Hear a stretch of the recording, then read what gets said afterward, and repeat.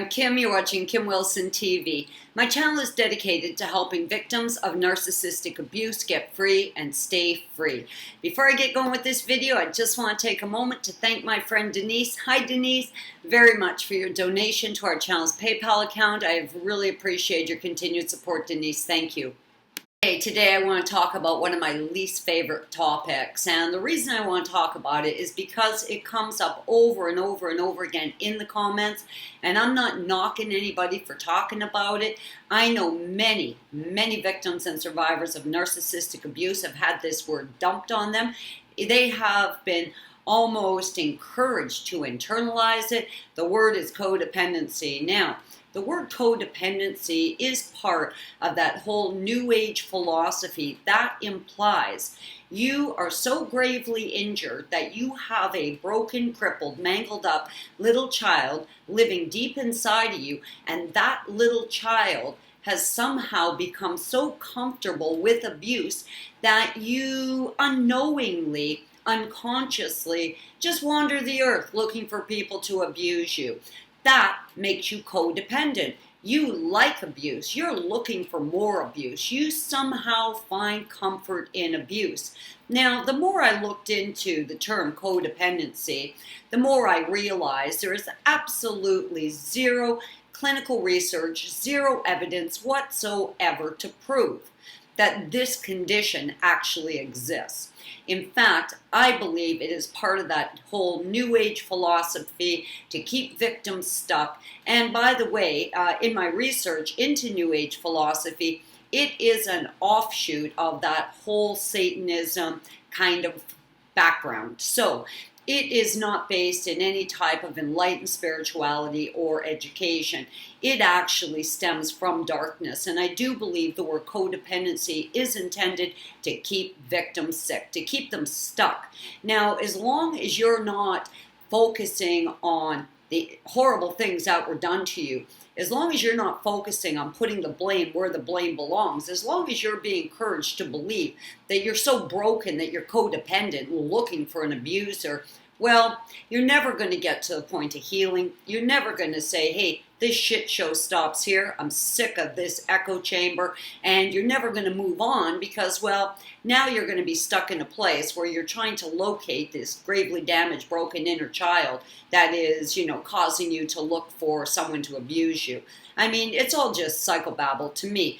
Now, of course, they've got that term word salad. My son, Eddie, actually elaborated on that. He calls it devil's lettuce, and I always love the term devil's lettuce. In fact, I've used it at the channel here many times because that's what that regurgitation of just word vomit, that causes that echo chamber really stems from. It's all utter bullshit. No, you don't have some horrendously crippled up, broken child that now causes you to look for people to abuse you. And I'm going to tell you where I find the evidence of this, because I do believe there is evidence. First and foremost, I'm going to talk about my personal experience.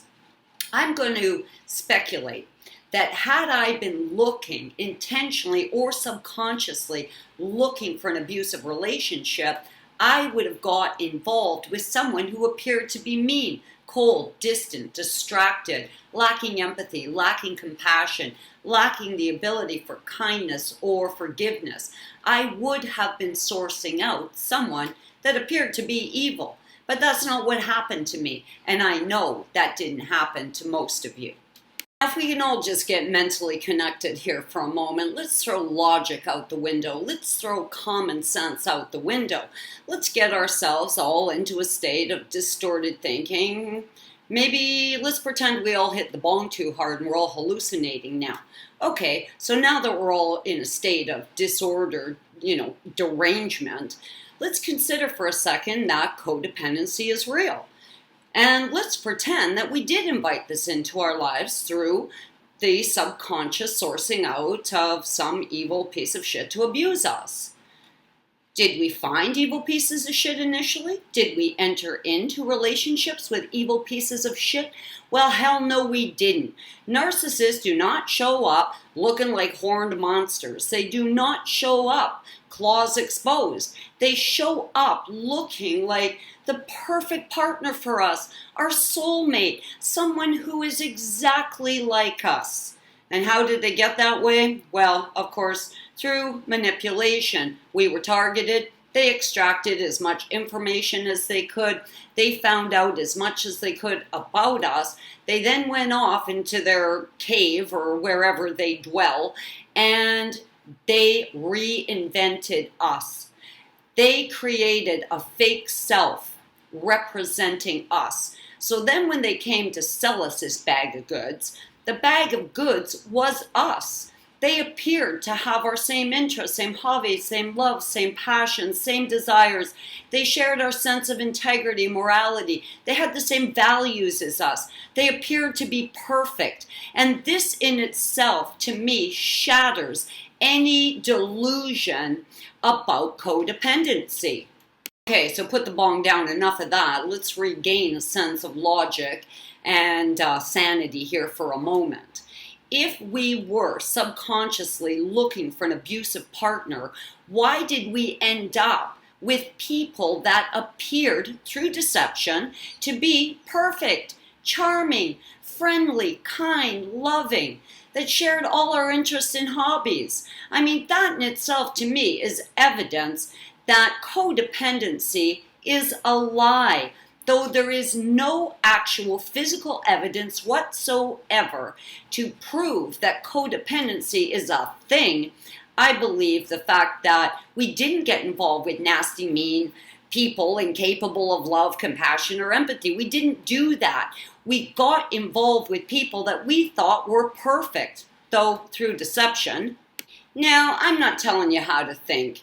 If you like the concept of codependency, I mean, fly at it. I just know, speaking for myself, that's not how this thing played out for me. First of all, I wasn't looking for anybody. I was not actively sourcing out a boyfriend. I had a happy life. I had a very content life. I was on the board of directors on an artist incubator that was really important to me. I had a fabulous art studio. I was making art. My art was selling well. I had a great full-time job. I was making loads of money. I had a great, comfortable, and secure home. My kids were happy. Everything was great. Trevor was a coworker. Trevor had ample opportunity to watch me, observe me, gather information about me, and recreate me. I was the false self that Trevor created. So by the time he presented this potential love thing to me, he appeared to be just like me.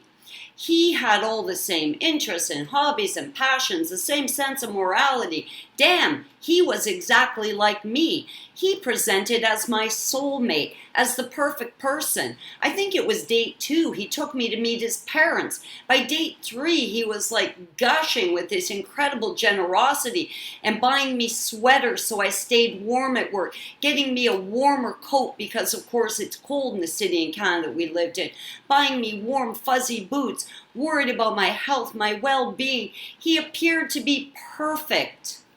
Codependency is a real thing, and if I am potentially codependent, either consciously or subconsciously, why, if I was looking for someone to abuse me, would I enter into a relationship with someone who appeared to be perfect? Of course, he was pulling my heartstrings. He'd been victimized. He'd been adopted as a child. He had never really been given the opportunities that he needed in life. No one had ever loved him the way he needed to be loved, creating this opportunity for me to swoop in like Wonder Woman and be everything that he'd been lacking in life. So it instantly presented to me someone who was just like me and created the opportunity for me to shine. It just seemed like an ideal situation. If you have been led to believe that you're codependent, I ask you to really stop and think about that for a moment. Yes, the narc ended up to be an evil piece of shit, but that's not what you fell for. That's not what initially trapped you. You were not trapped by evil. You were not attracted to evil. What you were initially attracted to was someone who appeared to be perfect and just like you and shared all your values and your qualities. You didn't get attracted to evil. In addition to there being absolutely no physical evidence that codependency is even a thing, it's stupid. It's stupid, it's victim shaming, it's enslaving. That's the type of concept that'll keep people trapped.